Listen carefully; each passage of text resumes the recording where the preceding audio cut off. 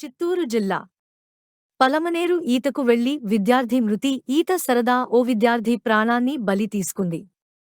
చిత్తూరు జిల్లా పలమనేరు నల్లగుట్లపల్లి చెరువులో పడి విద్యార్థి మృతి చెందాడు. బుధవారం స్నేహితులతో కలిసి ఈత ఆడేందుకు వెళ్లాడు.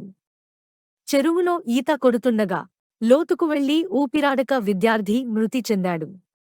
ఘటన స్థలాన్ని గంగవరం సీఐ చిన్నగోవిందు సందర్శించారు.